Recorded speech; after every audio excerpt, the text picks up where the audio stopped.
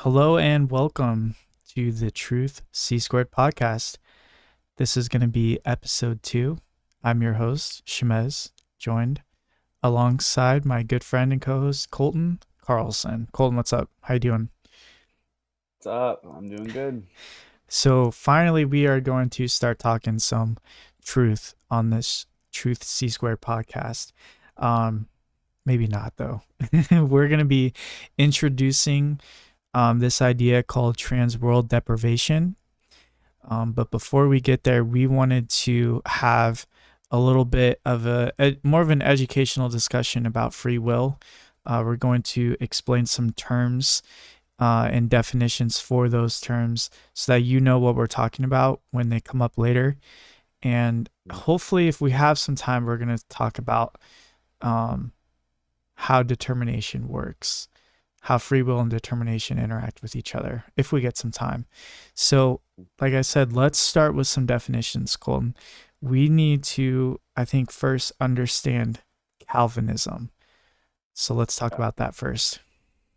So in our last episode, we talked, uh, or for me, I talked a lot about Calvinism and how it was a big influence about how I look at the world and how I was saved and how I was sanctified and how I am being sanctified. And so Calvinism began even before John Calvin, which Calvinism is pretty much named after John Calvin, but it really originated and found its root in Augustine, which is, I think, the fourth century, fourth or fifth century. So in his writings, and there's not going to get into it, but it's mainly the later Augustine. So the earlier Augustine is said to not necessarily be Calvinistic, but the later Augustine is said to really pull the predestination. So what does that mean? Well, Calvinists believe, as well as John Calvin, when he wrote his magistral work called The Institutes of the Christian Religion, Calvinists believe in pretty much five things. And this summarizes their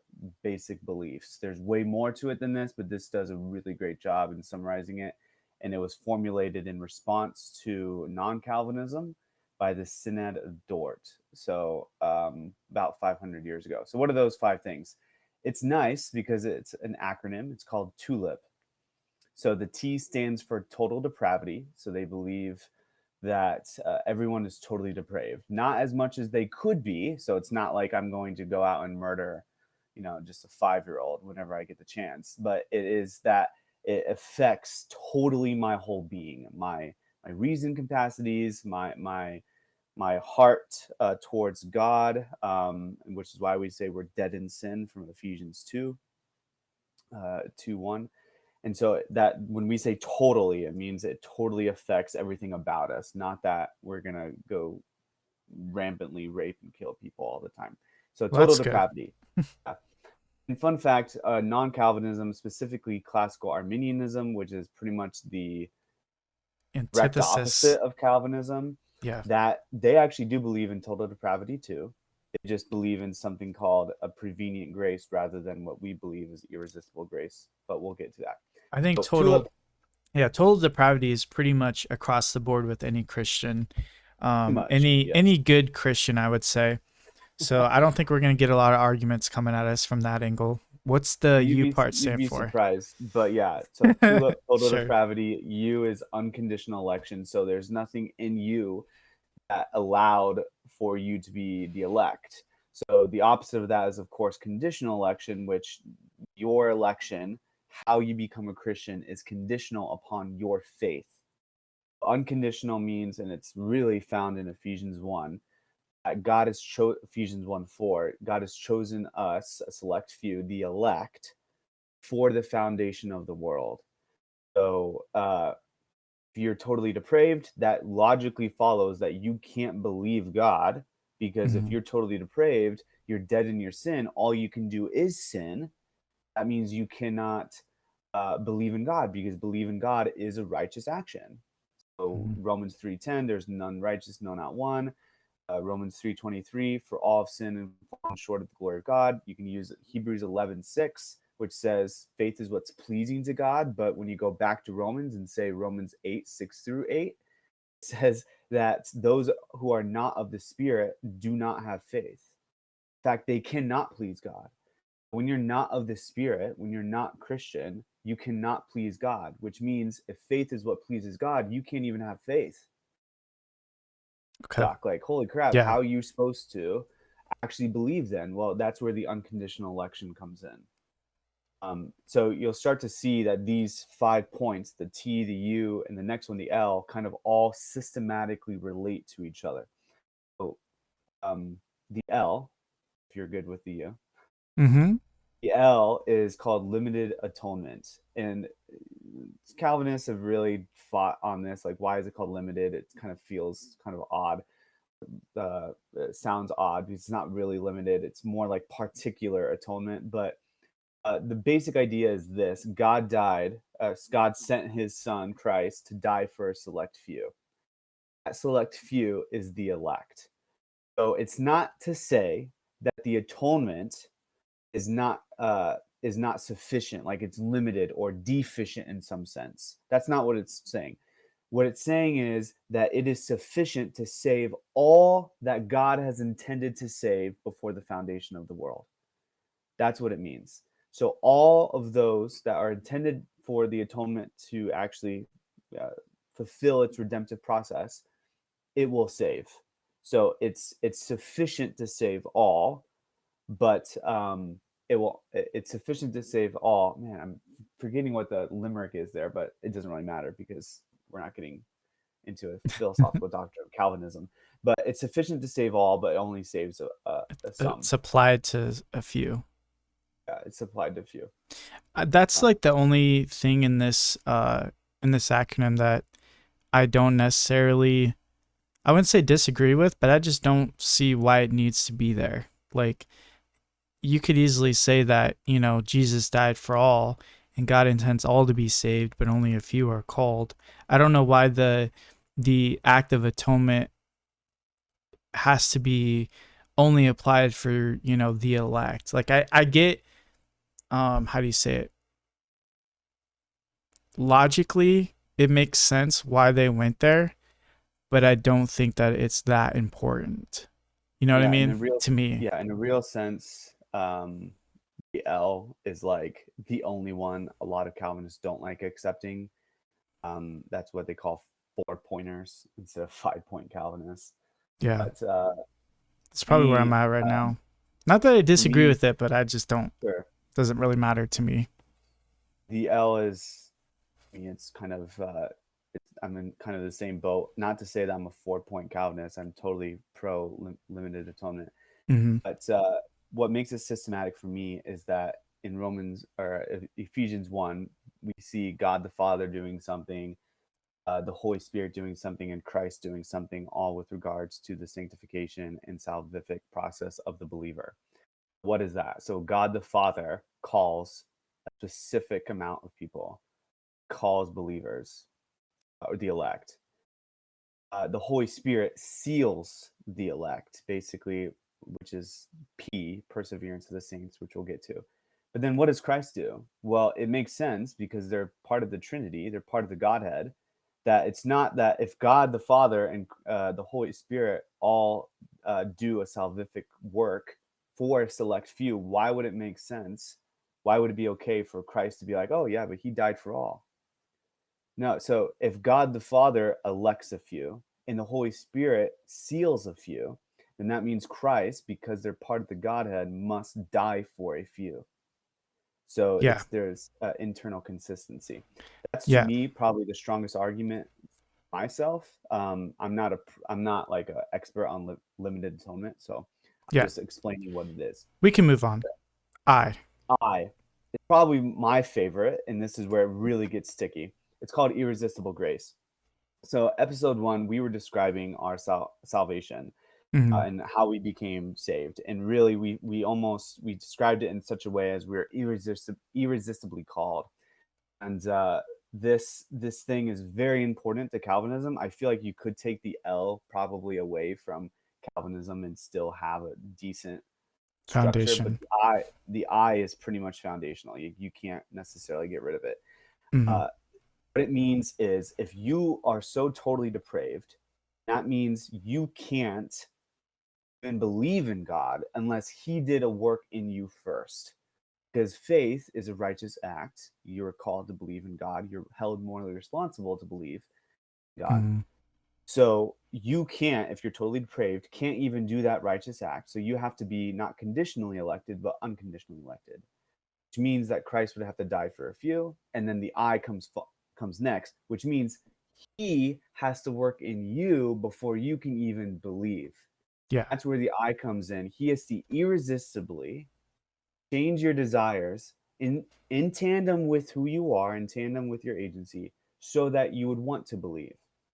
And this is very controversial because then you have free will to not believe. And this is one of the primary reasons why people fight against Calvinism, because to them it's akin to manipulation, it's akin to, overriding our desires, or all those other objections that come with it, like God works against us and we don't have freedom and we're just pawns or puppets in our salvation process. So it's kind of a fun one, but it's, to me, the most important. Irresistible grace.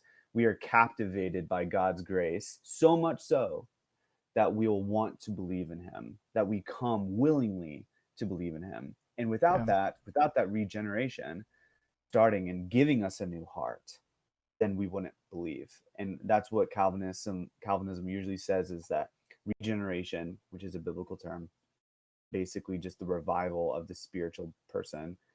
Regeneration must come first before faith. So it must precede faith. It's regeneration and then faith. That's like the order of salvation, or ordo salutis is what they usually call it in the literature. So um, P. I had something to say real quick on the I. Go for it. So before I wasn't a Calvinist, but I remember specifically, like in high school, having a conversation with a friend about salvation, and I remember him saying like, "Oh yeah, like I understand it. I just don't believe in it." And I was just like, "What?" And I remember explaining to him, I was like, "Dude, if you actually understood it for what it actually is, there's no way you could not believe it." And I truly stand by that. So I know some people could take irresistible grace as like, oh, my freedom's not, being taken away from me. I can't decide, blah, blah, blah. But I think of it more as, dude, if you actually get it and understand it, like you cannot say no to it. Like, and if you are saying no to it, there's parts of it that you are not understanding. And I kind of hold that true with, I guess salvation would be the main thing, but people who, really disagree with us, I think it more has to do with them misunderstanding stuff that we have to say to an extent. That's not across the board, but that kind of sums up a lot of the roadblocks where we run into is misunderstanding, which is why we're going to do our best to explain ourselves so it's easy to understand. All right, let's go to P, last point. P is virtually everyone agrees. There's a few, maybe some Arminians who wouldn't agree, maybe some open theists who wouldn't agree, or other like Eastern Orthodox Christians who wouldn't agree. But virtually most Protestants hold to the perseverance of the saints. They Yeah. hold to once saved, always saved. And I don't really like using that, the once saved, always saved. It's too damaging, I think, to someone's psychology. Perseverance of the saints is a little bit more rooted in doctrine. And what it means is that once you are saved, God has promised work within you. He has promised salvation within you, and he will bring it to completion, because what God starts, he finishes. Right? So if he starts a work in you, he will finish it. If he starts to regenerate you, it's not like you can just choose to, oh, I'm not going to believe anymore, and then not become a believer. We would say you were never a believer in the first place. Yeah. If God decides to regenerate you and you fulfill the actual marks of a true Christian found in James, First Peter, Second Peter 1 specifically, those marks of a true Christian, then that means you will be persevered by God and the Holy Spirit through the sanctification process, glorification. So it's really the finishing touch on an excellent 5-point systematic. Yeah. It And I wanted starts to with go total ahead. depravity and goes all the way to, okay, so you don't, it's all on God all the way through. You basically don't. I love this quote, and then I'll let you say what you're saying. You don't attribute anything to your salvation besides your own sin. That was Yeah, it's from true. Edward Spurgeon. It's been, Said it, by a lot of said in different people. ways. But I think that's so true. I mean, you don't attribute anything to your own salvation besides your own sin. It is completely 100% of God, which is what, for me, are the most attractive parts of Calvinism. That Yeah. God gets all the glory. So the part of the P that I wanted to clarify, I do believe that there are Christians who are truly saved that fall away, that in a sense walk away from the faith. Yeah. And I think that, yeah, they'll get into heaven, but there's going to be a feeling of shame and regret, because they won't be able to offer God anything. They won't have any crowns of righteousness, is how Revelations puts it. So that doesn't mean, oh, if you're not, living a godly life and super involved in their church, that means you're not a Christian. It's not like that. It's that if you are saved, that God will, hell or high water, chase you down, and he will make you his. And if that means you die, that means you die. Like, even in death, he'll chase you down through that. So, I mean, there's stories in the Bible of Christians who have walked away so extremely that God just took them out. I'm not saying that is across the board with everyone, but it's like, I could see somebody hearing perseverance of the saints and thinking, oh, if I'm not living in it right now, like, I have to be questioning my salvation. The main point of P is to have you not feel like that.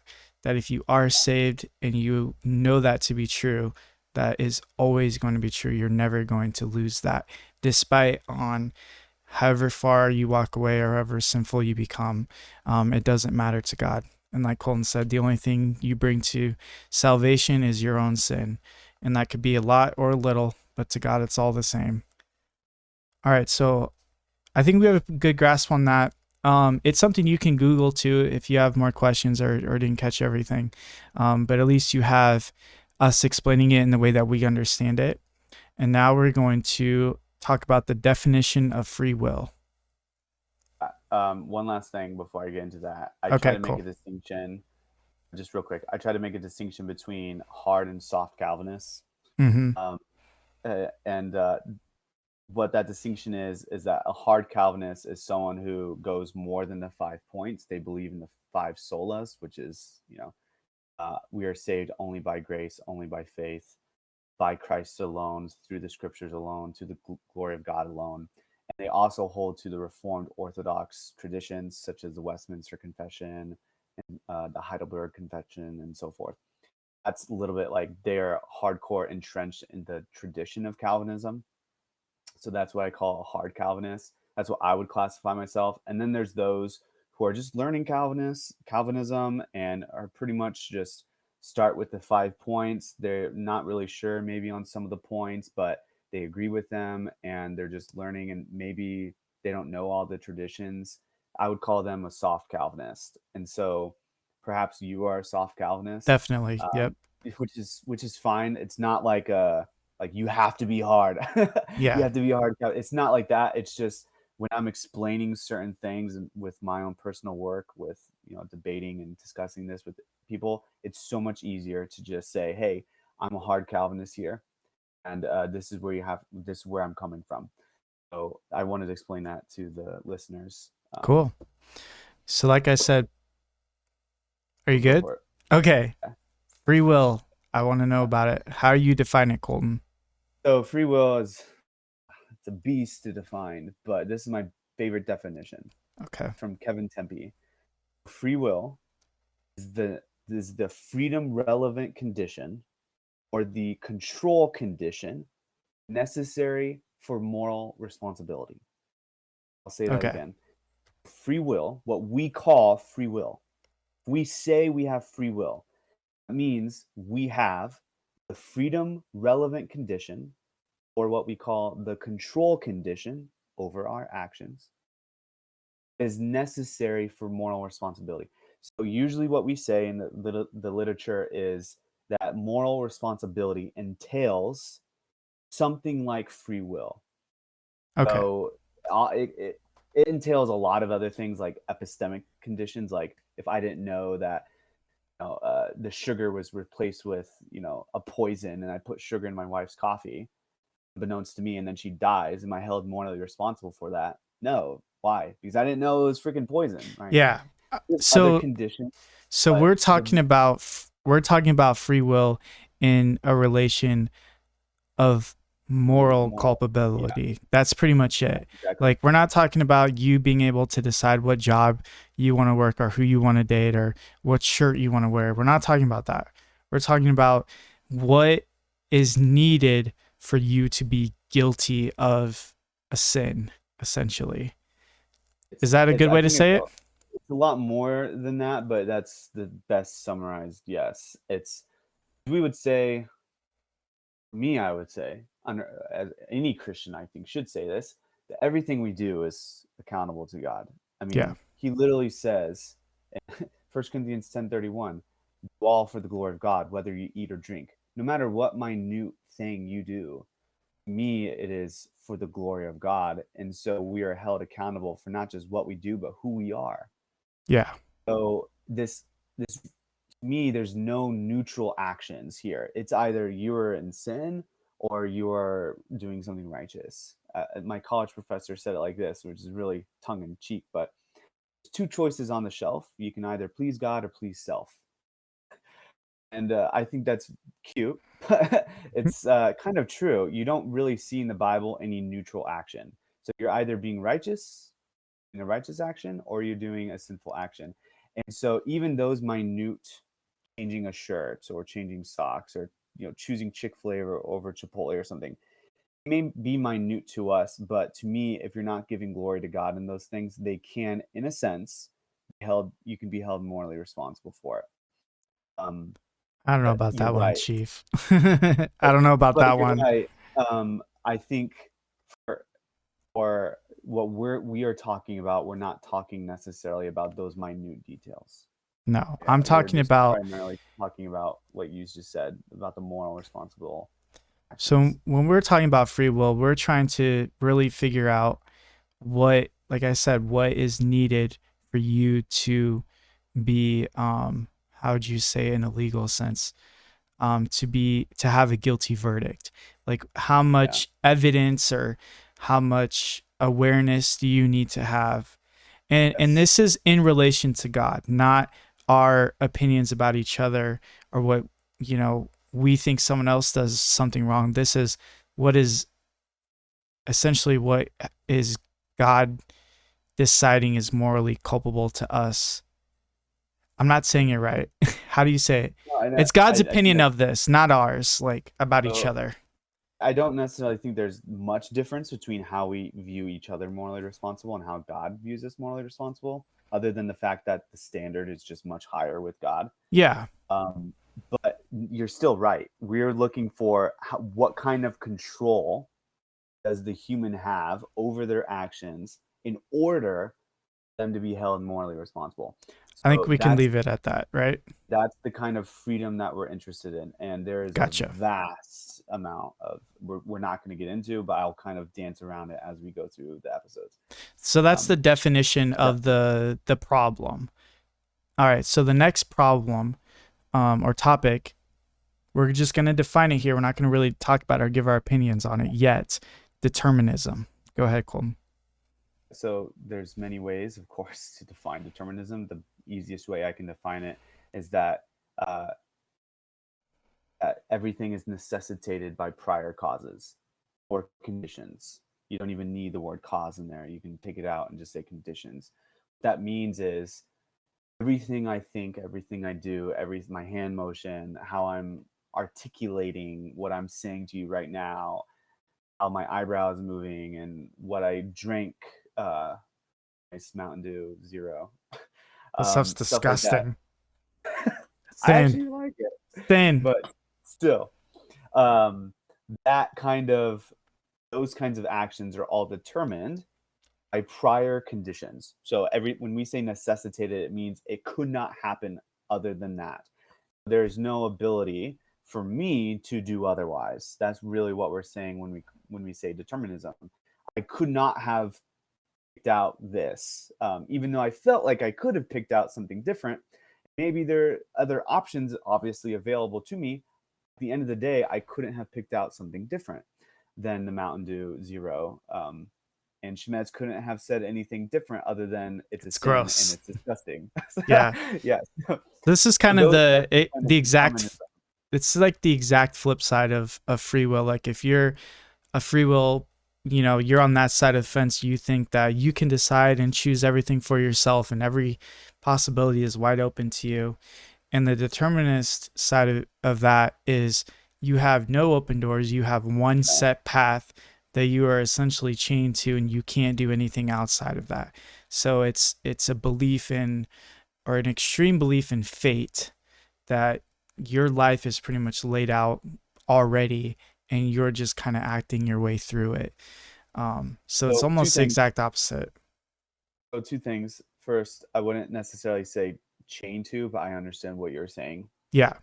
You just couldn't have done otherwise. And second, I definitely wouldn't use the word fate. Here's the reason why. Okay. Fate is more nihilistic in nature, where fate is something like you could not do otherwise, regardless of your choice in the matter. But determinism doesn't negate the fact that we have choices, Yeah. especially if God is the one running the show, which we agree. I would agree God is the one running the show. It doesn't negate the fact that we have choices. In fact, what happens is not irrelevant to our choices, but relevant with our choice. So what happens because of our choice, not in spite of our choice. I Yeah. think fatalism or fate has this idea like, oh, it doesn't matter. This will happen no matter what. So I'm just going to sit back, enjoy a beer, and just watch it go by. Yeah. That destroys moral responsibility. And I don't want to say that Yeah. because And I the think that philosophy. I'm glad well, I accidentally brought it up. I'm glad you clarified. Because a lot of people, when they hear, oh, you believe in a deterministic God, their thought goes to God is the one causing all of these things to happen. And he's, pushing all the chips around and pulling all the strings. But all we're simply saying is that everything is caused by something. And those motivations could just be within yourself, not because God is actively doing something in your life. So you could think of it as like it's caused by something, and that could be yourself, that could be outstanding circumstances, or it could be God. Is that a okay way of saying it or no? Yeah, I would say when we get into, I don't know if we're gonna do it this episode, but I mean, I guess we could talk about it now if you want. But when I say cause, I would say God. If I'm pressed to use the word cause, I would say God causes everything. He's the sufficient cause of everything. I think that is perfect. That's what Calvinism teaches, Okay. consistent Calvinism. That's what hard Calvinism is traditionally alluded to and has argued. But the cause is different for everything. So Yeah. whether it's a sin or righteousness or a minute detail, it could be caused differently. And I think That is we're gonna that get is the into main this. concept. Yeah. I think we're gonna get into this later. But before we get into that, I want to get the definition of libertarianism. How do you define that one? So libertarianism is not. This is a. This is usually a confused thing where a lot of non-Calvinists think libertarianism is the automatic contradiction or opposite of determinism. That's false. Okay. Indeterminism is the opposite of determinism. Okay. Okay. Indeterminism is the opposite of, if determinism says you have one set path available to you at any time, everything is necessitated by prior causes or conditions. And indeterminism is just the opposite, saying you have multiple paths available to you at one time. Now, libertarianism entails indeterminism. What that means is a necessary condition for libertarianism to be true is indeterminism. That means is that libertarianism is the view that we do have free will at some time or another. It doesn't need to be all the time, but just occasionally we have free will that we can choose between options. I can choose A or I can choose B, and that is truly up to me. That nothing outside of me has causally determined that action. So determinism obviously negates that, because they say something outside of you has and sufficiently has given you the one set path. And Yeah. I would say, namely God. Libertarianism says, no, you are the sufficient cause of your actions, and you have available options given to you at that time. I think There's many definitions of libertarianism, but I think that's good enough. I think everybody listening would be like, well, of course, I can choose between A and B. Like, duh. And Yeah. at first glance, like, yeah. Like, if you had to choose between determinism and free will, I feel like most everybody, or libertarianism, I feel like most everyone would choose libertarianism because that's what it feels like. It really, truly does feel like you're making a decision and you have complete autonomy with that decision.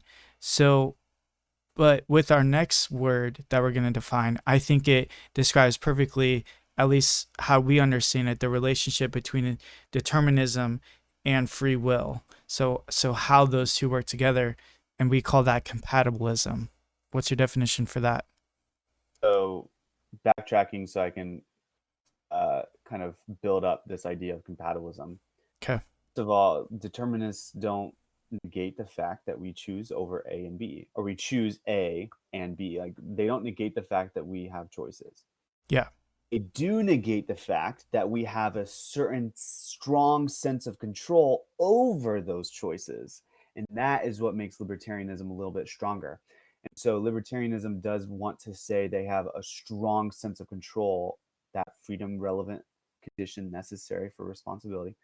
We have a strong sense of control over our actions. I can choose A over B. Okay. And determinism just says that we make choices, not necessarily that we choose A over B, but that we just have choices available. Okay. We don't necessarily have access to B if we're determined to do A, but it's still there. So it's a very slight distinction, but it's very, very important. And when we get to compatibilism, usually the mistake is, and I want to make this emphatically clear for the listeners, mistake is usually to take the free will that libertarianism posits, so this control over A and B, and then put it next to determinism and say, oh, those things are compatible. And then they're like, oh, but it's not compatible. It's obvious. I don't have free will. And they're right. What's the problem? You've taken the freedom that libertarianism thinks is free will, then you've put it into determinism and say, oh, it's not compatible, so therefore compatibilism is false. That's the problem. Why should I accept the kind of free will that libertarianism says is necessary for moral responsibility? So this is where compatibilism comes in, where we have to, I would say, adjust what is truly necessary for moral responsibility. Is it this strong sense of choice over A and B, or is it something a little bit more modest or milder? And I would argue it's something a little bit more modest and milder. So it's not the sense of free will that libertarianism wants, but it's still the sense of free will, in the words of Daniel Dennett, worth having. It's the sense of freedom that is still worth having. So, what is the thesis of compatibilism? The thesis of compatibilism is simply, and it is only this, that freedom and or moral responsibility can be compatible with determinism. So I'll say it in a different way. Determinism and freedom are compatible. It says nothing about whether or not freedom or determinism are in fact true. It says none of that. Okay. Now, I would myself hold to some sense of freedom, and I would myself hold to some sense of determinism, right? But you don't get that from compatibilism. Compatibilism is just the thesis that determinism and a sense of freedom necessary for moral responsibility are compatible. Okay. So if compatibilism is true, that's all it tells you, is that, hey, you can have this, some sense of freedom, and you can be determined, and you can be morally responsible. Does that make sense? I hope so. Yeah. Yeah. And I think that we have, I think Romans 9 really gives you a good overview of Yeah. why we think this. You know, the story about the Pharaoh not letting the Israelites leave Egypt. It says that God hardened Pharaoh's heart, and it also says that Pharaoh was responsible and making his own decisions and being sinful. So it was like God gave him causality to do that, but he was also deciding for himself that that's what he wanted to do. Also with like the invasion of the Assyrians, like God, caused the Assyrians to rise up and invade Babylon, but it was also what the Assyrians wanted to do, and God also punished them for doing it. So in a sense, they're almost one and the same, like God causing and you doing or deciding are almost, I describe it as two Yeah. sides of the same coin. Like there Yeah, really and is then no difference between those two. there's a theologian, a Reformed theologian who's Calvinist, and he came out with a book called "What About Free Will." He argues for compatibilism, and he says exactly the same thing. So good job. Yeah. He says that there's a dual action in our abilities, or a dual explanation for what we did something. Yes, God is underneath the foundation, but so are we. It's not. It's on the same road, right? It's working in tandem with our will, not against it. So I would 100% agree. So I think that with all of these things in mind, I do want to get into talking about it's I call it, how would I say it? Like the agents of determinism, I guess. Let me stop being confusing. So I believe that determinism works with two mechanisms called efficient causality and deficient causality. And I want to kind of, I know Colton's been talking a lot, so let me clumsily explain this, and then Colton can clean it up for me after. But I was texting Colton, and I had an analogy to describe this and what I think it's like. But first, let me give my definitions of what those two terms mean. When I say efficient causality, I say that that is God doing something, causing something to happen in you. So God hardening Pharaoh's heart is an efficient cause. And I look at, the conversion of Paul, that's an efficient cause. The miracles that Jesus performed is an efficient cause. The plagues in Egypt are efficient. Like anywhere in the Bible where God is physically, emotionally, spiritually doing something is him efficiently causing. And then on the flip side of that, deficient is God allowing things to happen, but not causing them. I guess in a sense that he is causing them because he is not acting in it. And you see that it's hard to find a biblical example outside of just like what happens that, is sinful and horrible, that like David deciding to, sleep with Bathsheba, I think was her name. Was that her name? Shiva. Bathsheba. I mean, God did not like efficiently cause that to happen. He allowed David to do that, but he did efficiently cause that baby to pass away because it was born out of sin. So that's kind of the. Let me clean it up for you. I have an analogy. So I have two kids. One is 4, one is 2. And my 2-year-old lately has been just jumping off of my couch back here, and it's a decent sized couch, and he's a pretty small 2-year-old. He's very short, so when he jumps off of it, at least when he first started doing it, he would hurt himself. So in this analogy, obviously Grayson is my child. He's made in my image, I guess you could say, and that's his name. And he has a sinful nature where he wants to jump off the couch and hurt himself because he's an idiot and he doesn't understand anything. So I would say I see him jump off the couch and I rush over and I catch him before he hits the ground and he doesn't get hurt. That's me efficiently saving him from hurting himself. And then I could also do it by telling him not to, yell at him when he gets on the couch and I see he's about to jump and punish him for it. I could move my ottoman in the way so that he can't jump off the couch. There's a barrier there. I could just put him in his room. There's a million things I could do to force him to not jump off my couch. And that's me efficiently taking that option away from him. But on the flip side, if I were to be deficient about it, I would see that he's about to jump off the couch. I know it's going to hurt him. I know he's going to be really upset about it, but I let him do it anyways. That's me kind of hands off, do what you want, like, act in line with your nature and go and sin or go and hurt yourself. Now, I think when we start to talk about how this works with God in this analogy, I could say after he jumps and hurts himself and he's upset and he's crying because I deficiently let him do that, I could go over and efficiently pick him up, comfort him, love on him, try to explain to him, like, if you don't jump off the couch, you won't hurt yourself. And I think that that's kind of a really, simple, kind of silly example of what God does with salvation is he picks us up as after we hurt ourselves from acting within our nature, which is sinful, and he saves us. And this analogy goes on further.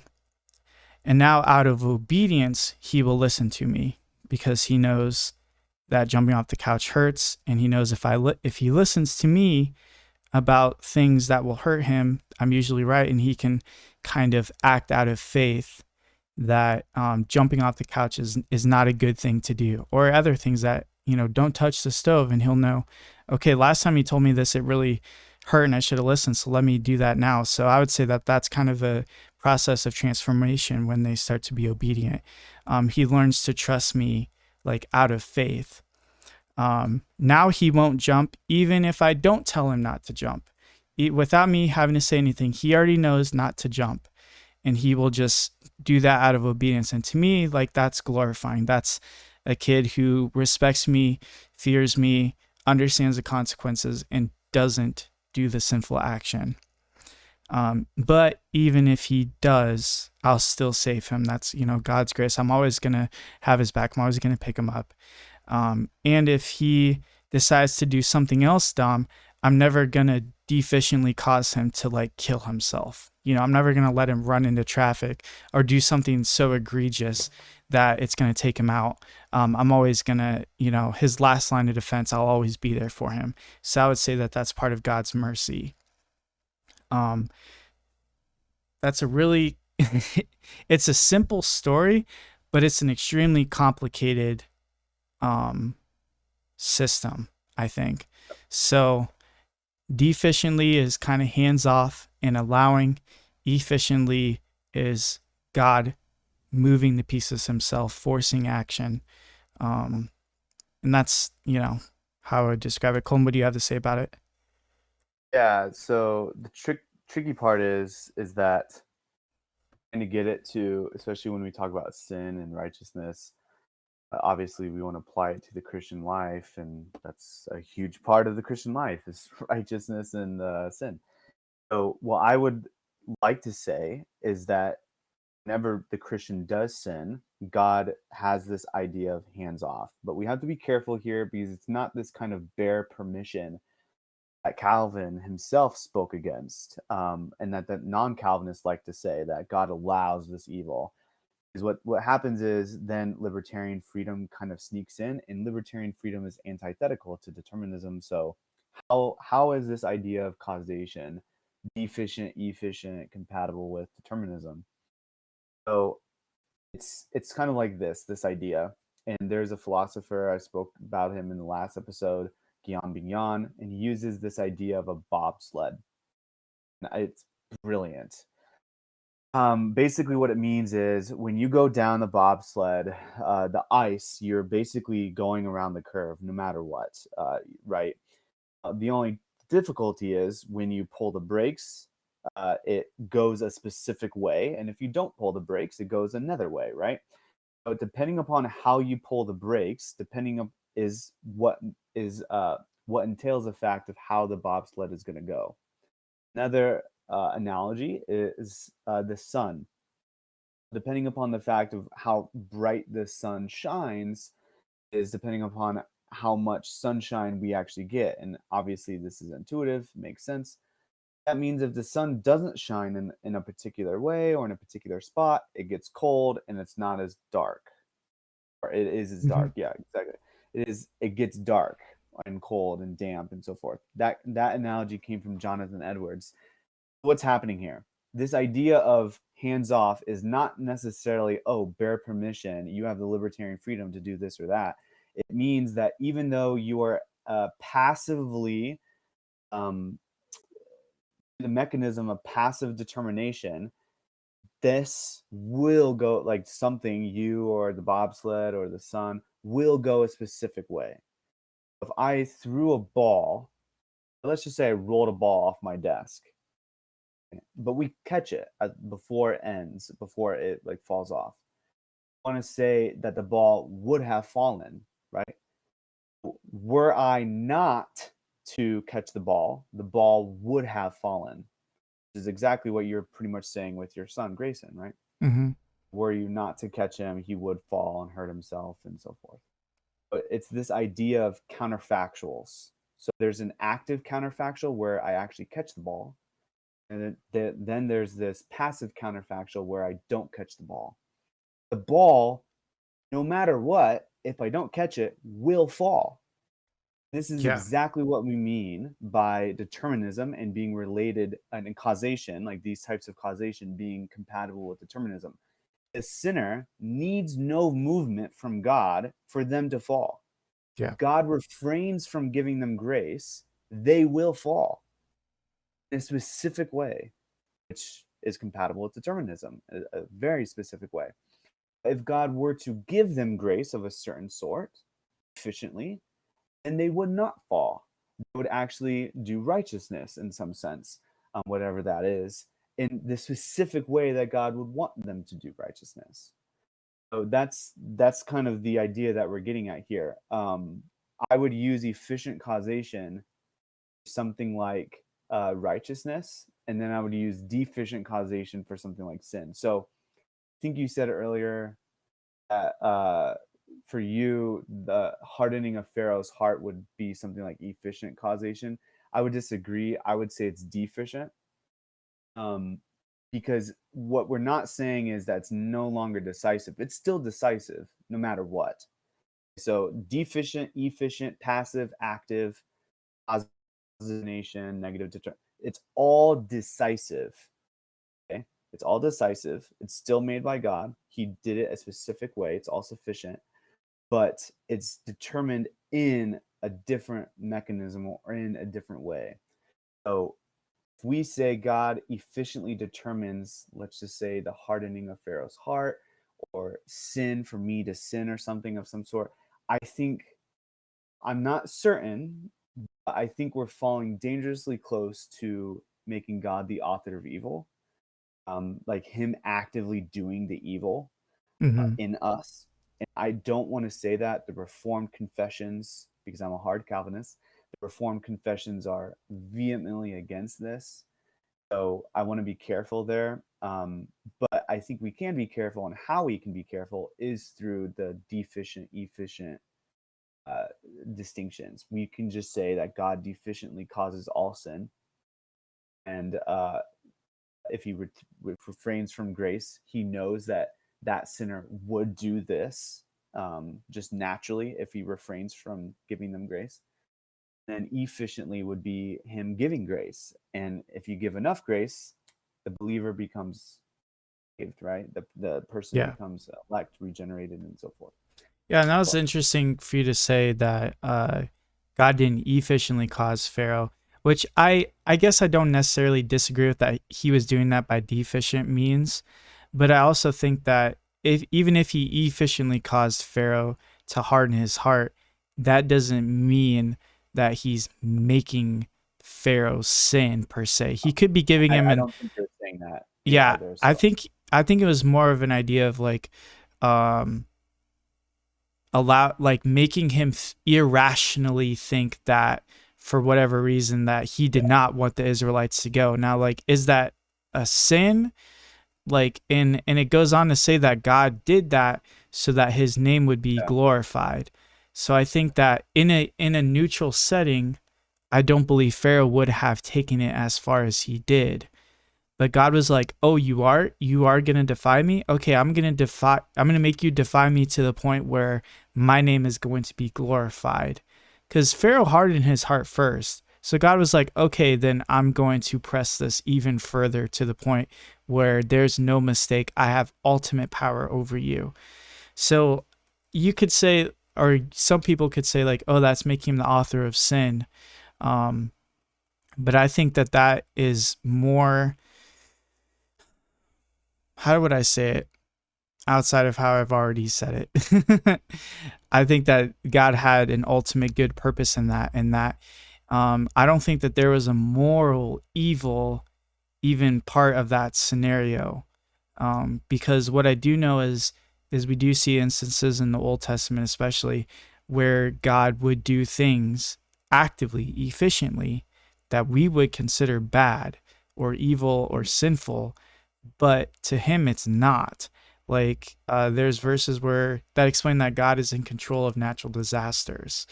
That he can, he destroyed Sodom and Gomorrah.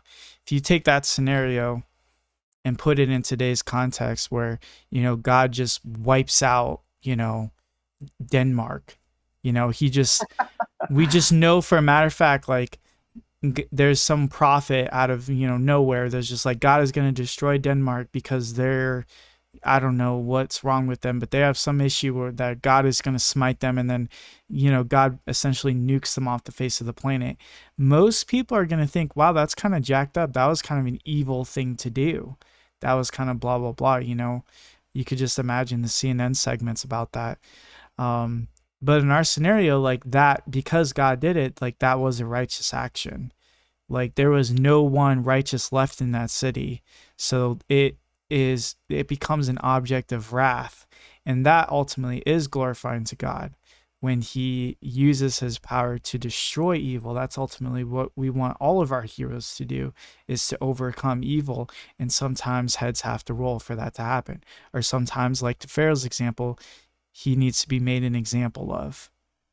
I'd like to add that you're right. Pharaoh was the one who hardened his heart first, but God was the one who even mentioned it first. God was the one who mentioned even It to was Moses, I prophesied. will harden. Yeah, it was prophesied. Yeah. I will be the one to harden his heart. Um, So even and on if a you neutral field, you could take it even further. Pharaoh would have just been like, okay, go. Like after the first plague, like whatever, perhaps I maybe, don't need yeah, you. Maybe we're kind of guesstimating. But God had different plans for Pharaoh, where he wanted to make his name, famous and yeah, glorify himself. So he caused Pharaoh to not do that. And that isn't God causing evil, because you could easily say God causing the plagues was evil. I mean, he killed the firstborn of all the Egyptians. That's kind of, that seems jacked up.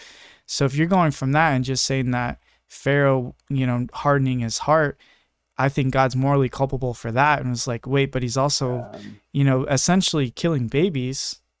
Is I he not love moral that for you that? brought that up. I love Yeah. that. My wife calls it an Ecclesiodicy. She says ecclesia just means the church, Okay. and then theodicy means like a defense of God's goodness. Yeah. So she's just like, when a Christian poses an argument towards another Christian, usually it's Calvinism, like God's evil. He would never harden Pharaoh's heart. That's why we see Pharaoh harden his own heart. He never causes sin. He never allows it to happen. That to me is an ecclesiodicy. Why? Because I can just come right back to you and say, well, God literally killed off all the firstborns. Did he need to do that? No. Do we have a reason why he did that? No. Does it He seem just evil? did. Yeah, Yeah. it So seems very this evil. is this is why she calls it an ecclesiodicy, because we need to stop with this bickering of Christians back and forth, come together, and try to go and present an argument against the atheist who does use that against all Christians, not just towards Calvinists. Would say to the non-Calvinists, like, "Oh yeah, your God kills babies," and they would be like, you're right." But so the Calvinist at least has a mechanism in place for why God can be perfectly sovereign and not the author of evil. We call that deficient causation. Yeah. Non-Calvinist is just left bare bone, like naked, and just saying, oh, either denying it happened, which Yeah. is, I've literally met someone who denied that, like they interpreted it differently. I was like, what? Okay. And or just hardcore exegetical leaps. It's just the text is there. God caused all the babies fall and to die. And I love that you brought up natural disasters. Perfect. I bring that up all the time. Exact same thing, right? This idea of deficient causation, that God causes evil. We So, just say that he's deficiently causing these evil things for a good purpose, yeah. for his good name. And when you talk about, especially the God of the Old Testament, the only thing that God, it's kind of weird saying, because this is the same God we believe in today. But when you're reading these Old Testament stories, the only thing that guy is incapable of doing and efficiently causing is moral evil. And it's different in the That's so good. Hebrew. It's oh God, I'm not gonna mess it up. There's a word for evil. I kind of want to look it up, but I'm not going to. And then the word for moral evil is like ra, that word. Yeah. So it there's very, so you have the concept of this is bad, like this is not ideal, this, pretty much sucks. God can create circumstances like that. I mean, I think we can comfortably look at my own personal history and then broaden that out to the history of the human race. Much of our existence has been bad, especially this Yeah. the 19th century. Look at the 19th century. It was awful. And some of that is the moral evil playing itself out, but all of it is efficiently or ultimately allowed by God. So The 20th century, I think is what you meant, right? the The 19, 1900s. 1990s, yeah. Well, I mean, So before the that 20th century. we had the Civil War and Still Napoleonic bad, like, right? Wars. It's I still mean, pick your so much century. to We correct. can, all of it is horrible. But yes, you're correct. So the only thing that God is really incapable of is causing the moral evil. Yeah. That is something that he cannot efficiently cause, and when it does show its ugly head, it's because of a lack of God's influence on the situation. Yes, exactly. And I think this is, to me, when I heard this, and I praise God for Bignon, Mm-hmm. because he just opened my eyes to not just old problems like Jonathan Edwards tried to deal with the problem too, and then Guillaume just came by and tried to perfect it even better, and now we're coming by and try to make it even more better. Yeah, So it's this idea, I think, is something that Christians really need to get onto, because it does provide a good defense against evil from the towards the atheists. yeah. So It we can effectively answer when people are like, "Why did God allow this to happen?" Like we actually have an answer for that. Um, and I'm not going to give a broad answer here. I'd have to personalize those conversations to whoever is asking them. But at least in our scenario, I think what first and foremost you see an ultimate control by God over every circumstance. So like when my mom, passed away from drug use when I was a little child, I can confidently and holistically believe that yeah, it was a bad thing that happened, but it was ultimately God's plan and it's under God's control. And even furthermore, it's for a good purpose for me. And I don't want to say that that is also true for people who aren't believers, because I think that I'm assuming this person dies a non-believer. So it's almost a conversation that would never realistically happen, because as long as you're alive, your life can change.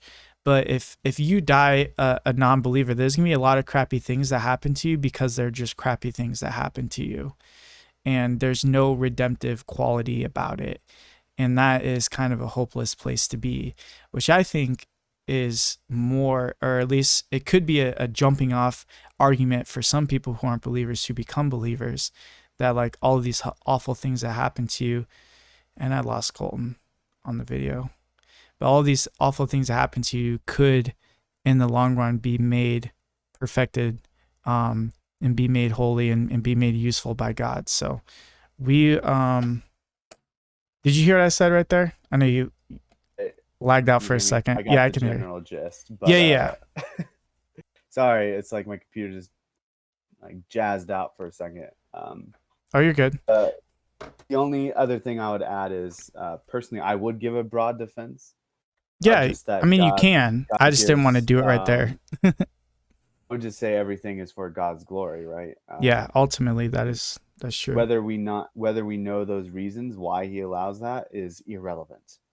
We don't know the reasons why Job was allowed to suffer a tremendous suffering. Did it anyways. God did it anyways for some good purpose. So Yeah. we can And move on if you'd like. I just want to say too, like we're saying this as people who are not, you know, blind to the evil of this world. Like I mentioned in the first episode, I've spent a lot of time studying and looking at evil and how it's reared its ugly head throughout our world's history. Just that, I mean, it's probably hundreds of millions, maybe even billions of people that have died just even in the past like 300 years due to evil, due to moral deciding that I'm going to go against God and do the evil thing. I mean, you listen to stories about the My Lai massacre and the Armenian massacre by the Ottomans and the invasion of Poland by the Russians and the massacre that went along there. And even furthermore to the Germans who were still in that area. I mean, the Holocaust. I mean, there's no end to it. And we're saying that even all of that is still in God's control. And there's a lot of people who, and I don't even necessarily blame them, that went through the experiences like that and were Christians and came out not Christians, because it's like, how could God allow that evilness to happen? And ultimately, I think God destroys that. Like those are objects of wrath. You don't see a lot of those evil countries that were doing, causing a lot of that are still around today. They got eviscerated. They got destroyed ultimately, and thank God for it.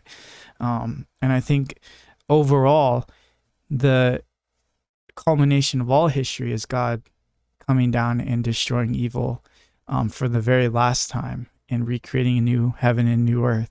So it might feel like a heavy and steep defeat of goodness in the moment, and all hopeless, and every reason to be depressed and to frankly not even believe in God. But I mean, even if you die in those circumstances and you're in heaven, I doubt you're questioning it then.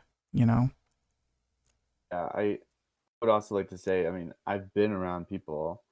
One of my coworkers actually is atheist, and he's described horrific details, what he's gone through and some of what his friends have gone through, and he's like, I can't trust a God like that. And I get it. Like the problem of evil is very difficult, and so which is why I think all Christians need to think about it. But if it's any consolation, me, what I like to think about it is like this, and this is a crude example, and I don't, anyone who's listening, I'm not trying to completely before you go to your example, because I do want to hear it, I would say, like, I can't believe in a God who would allow this to happen. And I was like, I agree.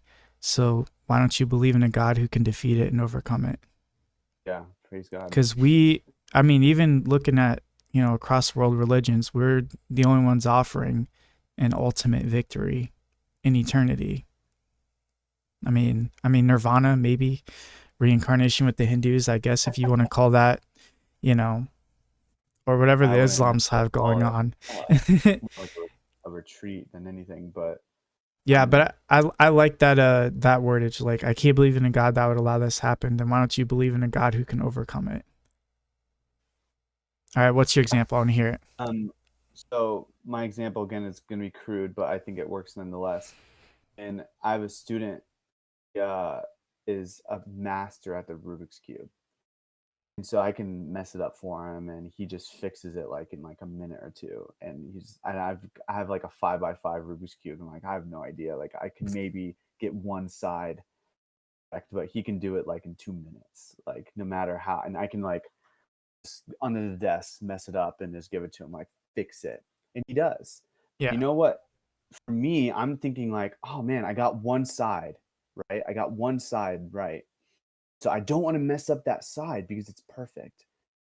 But when he gets one side, I'm trying to like go around that one side. And so I got that one side. Let me get all the other sides to match. He gets one side, and you see that he actually messes it up in order to get it perfect at the end. He may get one side, but in the middle, you actually see him screw up that side so that he can make another side perfect. So what I think our natural inclination is, oh, this is already perfect. This side is nice. I don't want to mess it up. And when we do mess it up, we're like, oh, I'm doing something wrong. This is awful. That is the way you solve the Rubik's Cube. So Yeah. it could be that that's why God allows or deficiently causes these awful evils in order for the greatest glory from him to be manifest. Romans 9 suggests this. Parts of Job suggest this. So in order for glory to actually ensue, in order for the Rubik's Cube to be made perfect, it has to mess it up in Yeah. some sense. We And, don't understand that, but we're called to try to trust him in that. At the end, he will be making it perfect. and I think this is a good point, or a good time to bring up a point that I wanted to explain a little bit here, because I Sure. know a lot of thinking about this in an atheist like mindset, they would say, dude, that's a cop out. You can't just be like, all Yeah. bad things is just God deficiently allowing.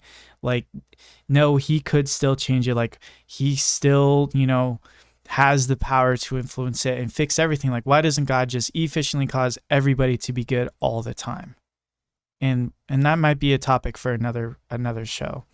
And honestly, I don't have an answer for you outside of all things are happening to glorify God, and there is a purpose and a plan. And that is a matter of faith. So if you don't have that and you disagree, like, no, there is no plan, this just goes on forever. It's an endless cycle of, stupidity until we're annihilated as a race, eventually. And it's like, well, if you believe that, then that's what you have faith in. I mean, essentially.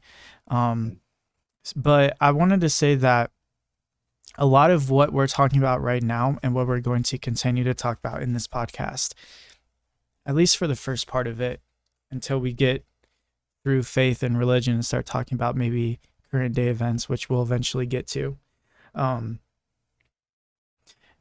The closer we get to a faith, you could say a theology that is more in line with God's nature and is more Christ-like, the harder and harder and harder it's going to be for the average person to accept it. So the further along we like develop these ideas and say that this, podcast becomes, history and Christianity, like Colton and Schmetz finally figured it out. They have all these explanations and it makes perfect sense and widely accepted across the church. It's going to be widely rejected by the world. It's going to be, atheists listening to this are going to be like, this is exactly why I'm not a Christian, because they believe this and I hate that idea. I don't think that that's possible. I don't think God is like that. I don't think he's powerful enough. I don't think the plan is ultimately good. And it's like, okay, then we're probably being accurate. The more the world hates your worldview, the more Christ-like it probably is.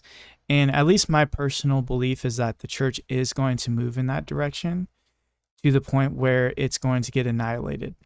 We're talking about towards the end times. I don't think that there's much of a church around, which is why God efficiently causes the 144,000 to become believers, because there's no way, there's no one to preach it to them. There's no scriptures around, there's no churches. So he has to physically like go in there and make them Christians.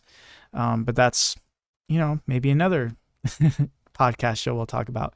But I think the more we develop these ideas, it's this overall, effect that it's going to be widely rejected, mostly by atheists and probably by some Christians who I wouldn't say are are not don't mean anything bad by it. And I'm not saying you got to agree with us either. We could just be idiots, and all this stuff we're saying is hogwash. Which, if that's the case, I do want to know that. I don't want to know why, so I don't continue to have this crap theology.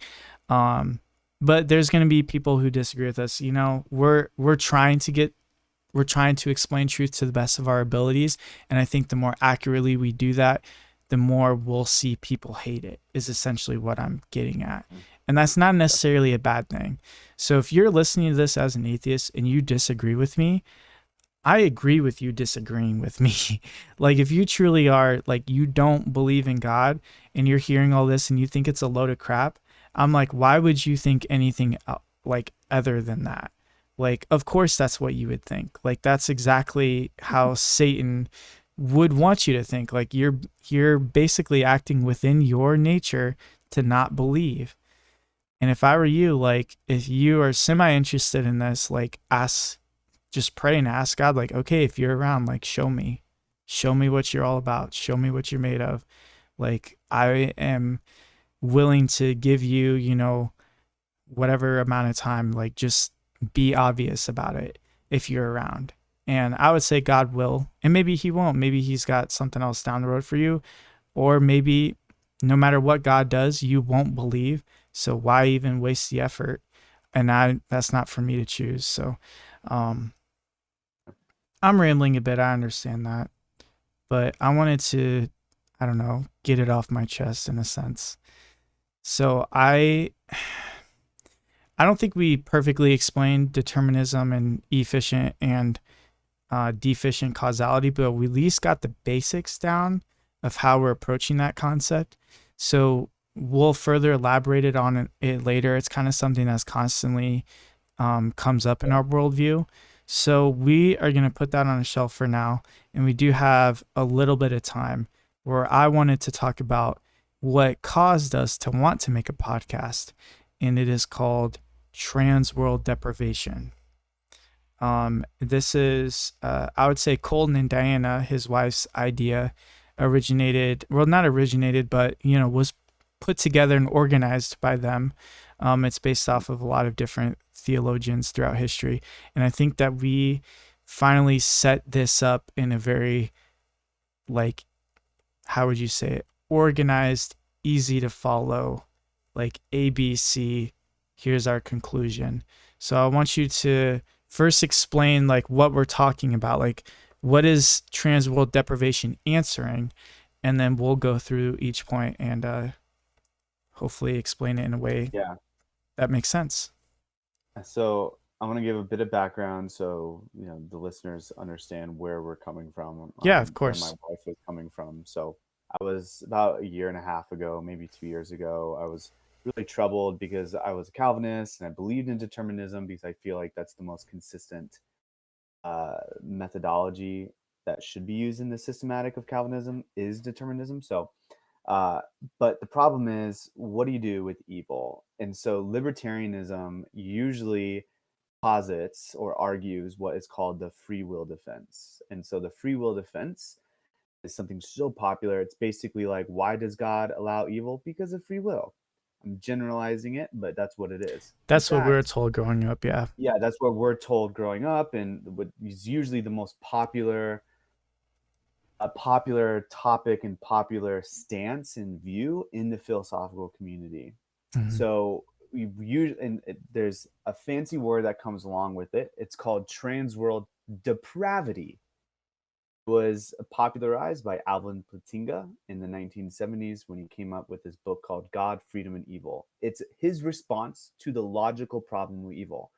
Logical problem of evil is really just, if God is omnibenevolent, if he's omnipotent, if he's all knowing, then why do we have evil? This is dated back to Epicurus, Hume, and it was Plantinga was arguing it from J.L. Mackie from the 60s. So Plantinga tried to show, is belief in God still rational in the face of the logical problem of evil? So what did he say? The free will defense. And he said transworld depravity. What does that mean? Transworld depravity means that God cannot create a free creature that does not do evil. In other words, no matter what world God created, because there's possible worlds that could have been otherwise. So this is not the only world that could have been. There could have been world A, world B, world C, Yeah. and we may have been world Z, an infinite possible worlds. Tinga tried to argue that there's no feasible world out of those possible worlds. There's no feasible good world in which God could create free creatures, libertarianly free creatures, and still ensure that they do not sin. If that's the case, well, then it's out of God's hands, so to speak. God couldn't have done otherwise. So he actualized the world, and they will choose to sin freely through their libertarian freedom. And so, honestly, this is probably the most widely accepted view in philosophy, and it's compatible with libertarianism. But here's why I give that background. I'm a Calvinist. I don't believe in libertarian freedom. Yeah. So, like, what the crap? What do I do? Can I Yeah. use this? I mean, in some sense, I think the Calvinists can, because it's all hypothetical. Yeah. Right? It's hypothetical, and so as long as we're not talking about actuality, then we probably could use it, but it just doesn't really seem right. Calvinists, if you're wanting to be consistent, you have to hold to determinism, and free will defense is a great response to evil, but it's not compatible with determinism. So are you just going to take that blow? And so when I was trying to formulate this, I was like, man, this sucks. This is a great response. Should I be Calvinist anymore? I mean, I want to be able to respond to evil in the way that they respond to it, but I can't necessarily. My wife, as Shemez said, gave this awesome response. And I was like blown away. I still remember where I was in bed, and we're just at night just reading, and I was telling her about this, and I was freaking out, and she was like, well, what about this? And I was like, what? I was like freaking out. I was like, that's awesome. How can I never thought? And she was like, oh, it's easy. I just think it's intuitive. So what is this idea? And I try to formulate it to what it is today. I told Shemez about it, and it's similar to transworld depravity. It's called transworld deprivation. So it's something that can be compatible with the Calvinists, and it can be used in response to evil, which is exactly what I want. I want Yes. something that is compatible with determinism, that the Calvinists can use freely, a pun intended, that the Calvinists can use, and uh, um, and does not necessarily lock horns with the libertarian free will defense. What is it? Transworld deprivation has three things that Shemez and I kind of formulated. Number one, it starts with this idea: before the foundation of the world, before there was anything, before God created anything, we are not perfect. We're not God, right? We're not God, but what that means is God cannot create anything to be like Him. So He cannot create anything perfect like Him. Okay, He there's can't no world create then. another God. Yeah, He can't create another God. There's not there. And what I take is the classical theism approach, which we don't need to get into, but basically, if you take one of God's attributes away, you no longer have God. It's You no longer put one of God. perfect. Exactly. If you put one of God's, just one attribute into a thing, you have God. So that means all the other attributes kind of relate to each other or entail each other. Why? Because God is. Yeah. He is. I am, he says, right? So that means if you take one of those things away, you don't have God. But if you put one of those things in something, you have God. So I'm really focusing on the omnibenevolence part, because the omnibenevolence part is what makes him his goodness, his love, right? He's all good, all loving. Hmm. So he cannot create anything, any contingent thing, us. Contingent just means uh, not necessary. So we could have not existed, whereas God is necessary. He cannot create any contingent moral thing to be perfect. Why? Because we're not God. So, and if he were to try to create us, contingent moral being, with omnibenevolence, would be committing idolatry because that thing would be God. And we know from Isaiah, there is no other gods, right? Yeah. He is the one true God. So This is essentially, point one plainly said God cannot create things that are perfect because he can't create other gods. That's point one. exactly. Yep. And this, I say, plausibly explains why we have sin, why there is sin. And this is from the first episode. This is one of the things that keep me up at night. I explained a few questions, or I basically said a few questions there. So, where did sin come from? Why is there sin? Was Adam perfect? So, those first two questions, though, where did sin come from and why is there sin? I would say because of our very ontology or our very being, we are already, from the moment of creation, not God. We are not perfect from the moment of creation. And that means no, the trans world is there because no matter what world God created, A, B, C, Z, alpha, beta, whatever, no matter what world God created, we, contingent moral beings, would not be perfect. It's impossible, So right? to sum up that point is because God cannot create something perfect, that Mhm. means by definition that everything that he creates is somewhat deprived. That's where Exactly. And the that's the second deprived point. part comes into transworld deprivation. That's the So, second point. This leads to what we call deprivation, and deprivation is just by definition a lack of essential goods. We yep. lack perfection, we lack goodness, we lack the ontology to be good or to do righteousness, and so forth. So that leads us to our last point. Go Yeah. ahead. So the last point is not necessarily led by the first 2 points, but is um, kind of a logical corollary. Uh, Depravity entails deprivation. In other words, if you are depraved, which total depravity, total depravity, Calvinists would say, and most Christians would say we're totally depraved. If you're totally depraved, yes, that means you have deprivation in some sense. You are deprived of essential goods. And I think that's definitional, right? But what does this mean?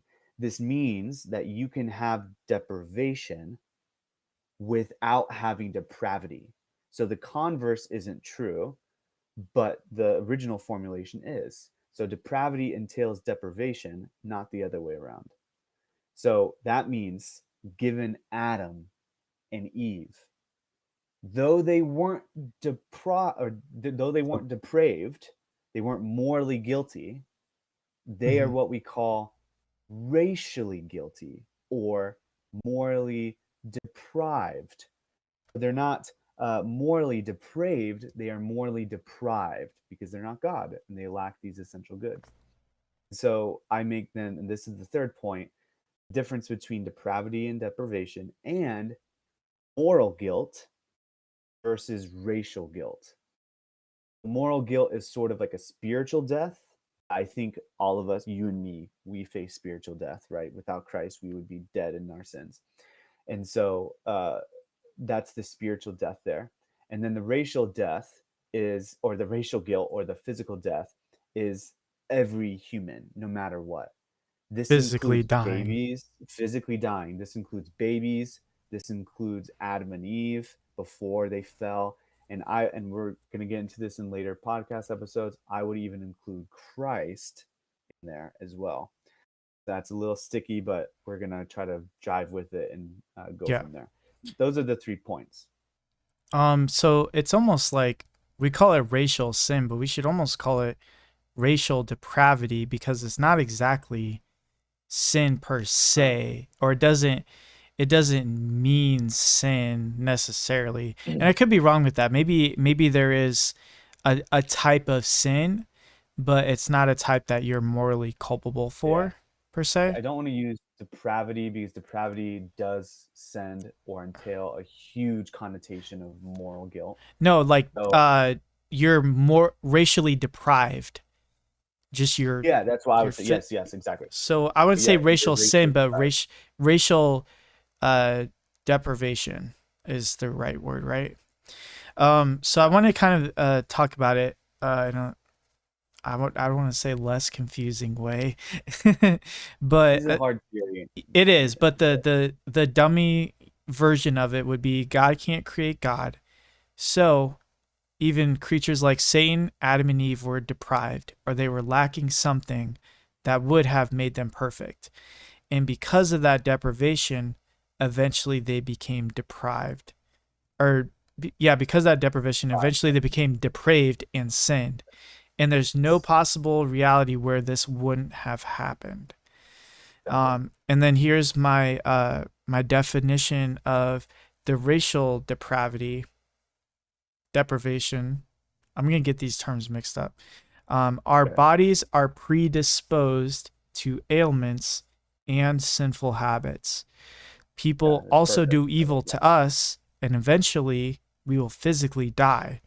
We also lack intelligence and we have imperfections in our personality.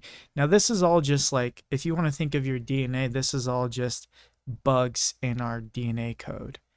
And Yeah. no matter who you are, you are not, all knowing. You're not supremely intelligent. You have issues with your personality. I have asthma. Some people, get diabetes, die of cancer, heart disease. These are all things Mm. that we can't avoid and are somewhat out of our control. Um, and there's not because you're morally sinful. It's just because your body, because of the fall, Right. is deprived and you cannot live forever and you're going to Wouldn't die. necessarily wouldn't necessarily because of the fall, although that may lead to It it. made it But worse, what I would say. made it worse, yes, because Adam Yeah. and Eve, I would say, still had some sort of Yeah. deprivation attached to And them. we're going Right? to talk about that and explain it in a second. Um, so when we say moral deprivation, I'm essentially saying you're going to die someday and there's nothing you can do about that. And I don't see any, rational person disagreeing with me there. You know what I mean? And Yeah. so the moral sin is because of our bodies having issues and our environments are not perfect. Eventually, I would put a note after childhood, we will sin. And the only reason I say that is because the verse after the flood, God says after their childhood, they'll have every inclination to be evil, or all of their thoughts will be about evil. So there's a Mhm. time, as a baby, when you are deprived, but not necessarily depraved Great. per Exactly. se, Yeah. because God, judges when that happens, Yeah. and you also That feel it when it means happens. the babies, for instance, they're racially guilty because they're part of the race of Adam. They're part of the human race, Yeah, right? And so they're racially guilty and they do deserve death. Um, but that doesn't mean they're morally guilty. So they don't deserve moral personal guilt yeah, or spiritual death. And so we can talk about whether or not all babies go to heaven. I don't really want to talk about it right now, but yeah, um, it leads to that conversation. All we are saying is that babies are racially guilty or deprived, but that doesn't entail the fact that they are morally depraved. yeah. But once they become morally depraved, that tells you that they are in fact deprived. Yeah, and any baby that survives into childhood will become depraved Will. no matter what. Like, it's Yeah, exactly. inevitable. So yeah, we will make moral decisions that are harmful and will become depraved. So in order for God to make us perfect, he became a man. He took on that moral or that racial um deprivation, Mhm. and he was deprived, but I would say not depraved. He had the power to overcome all sins because he actually was perfect. Unlike Adam and Eve, and unlike all of us, he had the power to overcome it. He overcame all sins, all temptations. He endured all types of evil. And eventually, he even conquered death. When he rose again, he was perfect. And that was kind of the last part. And I Yeah. think the entirety of Christianity revolves around that one point, that Mm. Jesus was the only man who was able to overcome that racial deprivation, that racial deprivation. He conquered the final frontier of humanity. He conquered death. Yeah. So he was made perfect, and he paid for our moral sin, and after we die, he will rid us of our deprivation or our racial sin, and then we'll be made perfect like him. And that's the only avenue to doing that process. Exactly. Like, Yes. because he was the only man who was God. Um, so a Yeah. couple of things Just we want to need say that to clarify. the Go ahead. the ultimate summary is the basic idea of this theory is to construct a theory not just of original sin, although it can be used for that, but also the origin of sin. Yep. It's kind of twofold. Whereas the common theories today about the origin of sin virtually just say it's inexplicable. I don't know why Satan chose to sin. He just did, right? Yeah. Because he's free in a libertarian sense in some way. And to me, I'm just not satisfied with the inexplicableness. I want to give a reason why he can choose that or so forth. So theory is not just a theory about the origin of original sin, but just the origin of sin in its entirety. As a concept. And that I claim is compatible with Calvinism, Yeah. determinism, and without making God to be represented by this horrendous or evil character. Yeah. Taking everything that we defined, efficient and deficient causes, compatibilism and determinism, and you mix that with transworld deprivation, I think, is my claim, and which we'll talk about throughout the episodes, that this grants the Calvinists not just an avenue to explain the origin of sin, but it grants the Calvinists a semi-free will defense in order to respond to the atheists, a way to respond to the atheists in that, yes, this is where evil came from. And technically, because God, God didn't have any choice in the matter of what I mean by that is no matter what world God would have created, this would have happened. That's what I mean by God didn't have any choice. Then he's basically excused from that. Now, the only question we have to answer is why did God create the world in the first place? Right? Yeah. Which every Christian needs to answer now.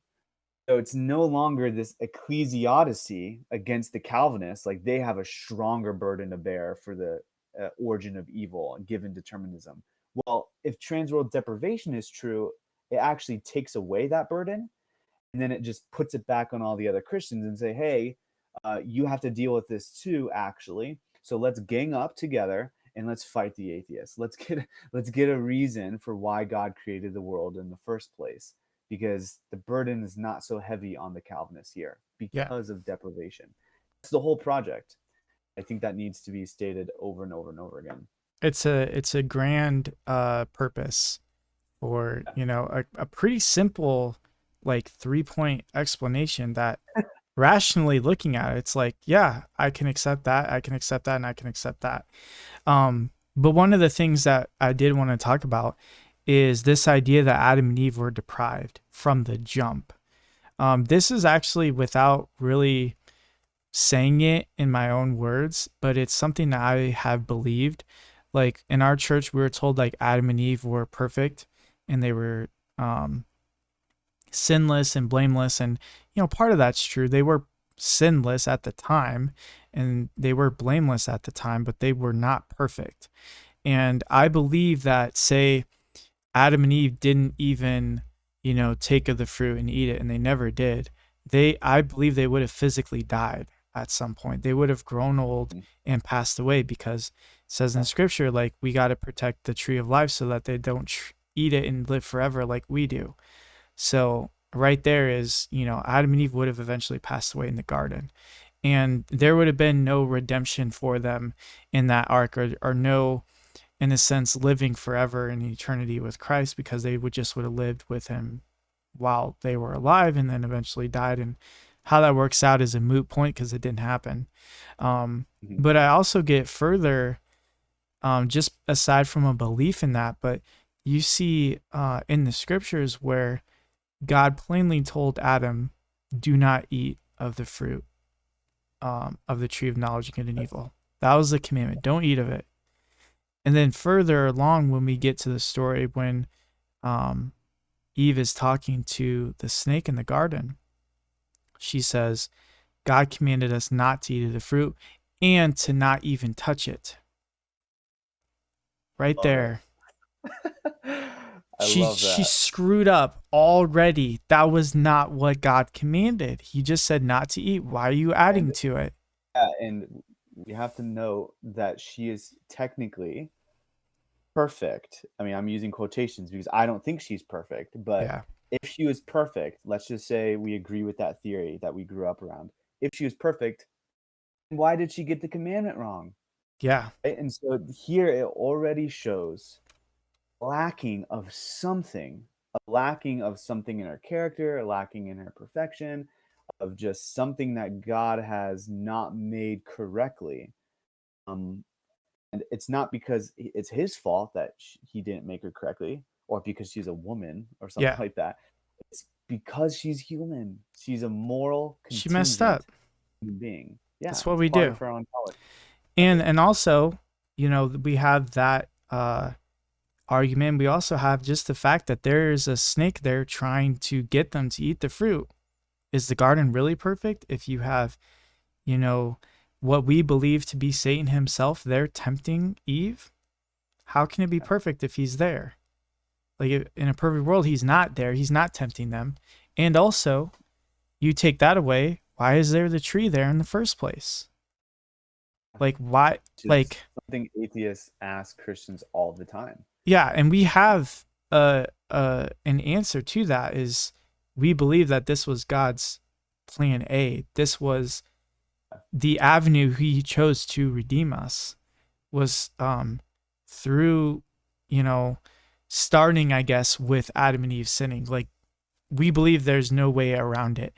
Whether the serpent's not there, whether the tree's not there, this would have happened regardless. And I want to explain too, like with the woman and with Eve in the garden, she was looking at that fruit, seeing that it was good for food, attractive to the eye, and desirable for making one wise before she ate it. So she's sinning before she actually physically like disobeyed. So I think that the point I think it makes it very clear that like Adam and Eve may have been our best shot. Like they are the most perfect people of all time. Like they saw God. Like you know, Adam saw God create Eve out of his rib. Like what more do you need? Like this God was walking around and talking with them and communing with them on a daily basis. Like there's no better option. It's like having Michael Jordan and LeBron James represent humanity in a 2-on-2 basketball tournament, like some Space Jam think, scenario. yeah, I think some of this idea of trans world really gets at home that it doesn't matter what kind of world was created in which moral contingent creatures were there in the garden, we would always have fallen. So, in other words, if I was there with Yeah. my wife Diana, I would have done the same thing. Yeah. Maybe not in the same way, but I would still have fallen. I would still have given into temptation. If you were there with Susie, same thing. If someone else was there with someone else, same thing. No matter who was there with whoever, they would have still fallen. That's why the trans world part is there. Yep. So we may have not fallen in the exact same way. We would still have fallen because of the deprived state that we're in. Yeah. So through the racial deprivation, we see them make a moral decision. It's like the very first moral decision they're encountered with, and they Mhm. fail it immediately. And I think another point that we talked about off air, but is really fascinating to think about, was the fact that the tree being there was arbitrary. Like the tree was Yeah. just there almost as a symbol of it being something that you could easily disobey, like it was right there. And it wasn't the substance of the tree. There's nothing about it that was necessarily special outside of God telling you not to eat it. So once you did that, you received the knowledge of good and evil. You know what it feels like to mess up. And I think that every human being in their own weird way, when we're children, we all reach that same point in our life where we decide that, oh, I want to do something like my parents told me not to do. And we all have our own mini like tree of knowledge of good and evil that we experience. And guess what? All of them fail. Every single one of them except for Jesus. Yeah. Um and I think that it also, this series is helpful to explain why Jesus had to die on the cross. Like he had to show that he had power even over death, which is the last, like I said, the last frontier of humanity that we'll never be able to figure out. So, I He mean, had victory over moral death because he never committed any sin, yep, over spiritual death. And because he rose again, he showed victory over physical death or racial deprivation. yep, So we are called, or we are told to follow in his footsteps. And in the glorification process, the same, we will be baptized just like he was. yeah. We will rise again. This was an A. So, I'm sure eventually, once word gets out about this, there might be some questions or some rebuttals about it. And I'm just sitting here racking my brain. I love to argue with myself, and I have not been able to figure out something that honestly like trips up this theory, which is why I like it so much. Why I wanted to, create a whole podcast just to introduce this idea to the world. Because I think it tidies it up so well that we can kind of move past this question and start, like you said, fighting the atheists, whatever that means.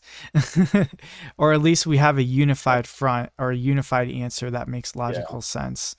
That anybody can look at and be like, okay, it's not about evil. It's about what's my opinion of God, because we already know what evil comes from. So that kind of eliminates that as a stumbling block, which I think ultimately is what we're trying to do here. I wanted to, before we wrap up, and we're going to end it here pretty shortly. I had a thought that I wanted to get out there pertaining to this, but now I'm blanking on it. It's so annoying. Colton, say something interesting while I think about this. Just want to say that probably the next episode, as you alluded to, we'll more than likely go through some of the objections. Even though I think I agree with Shemez that some of the objections are very weak, and but they're there nonetheless. So we have to go through, in order to show that the theory is plausible, we need to put it up against some of the best objections that I've personally held, or that I've literally encountered from people on Facebook just talking to me about it, and then some of the other ones that we have come up with that are anticipated to be an objection. Yeah. I think after that episode, we will move on from the objections to the application of this theory and how it applies to Calvinism, how it applies to Determinism, and the truth of what I would call just compatibilism in general. So, yeah, I think that's kind of a general layout of and there. It should be fun. Hopefully interesting. Hopefully people want to listen. I can't remember what I was going to say, so I guess it just wasn't meant to be. So yeah, we're going to wrap this one up. I appreciate you guys that listened. If you guys didn't listen to the first episode, that's fine. It was talking about me and Colton and our personal intellectual or emotional baggage that we bring to these conversations. So if you're interested in that, you can definitely give that a listen. And I don't know how to end podcasts, so I'm just going to say toodaloos and have a great day. Thanks for listening. We'll see you.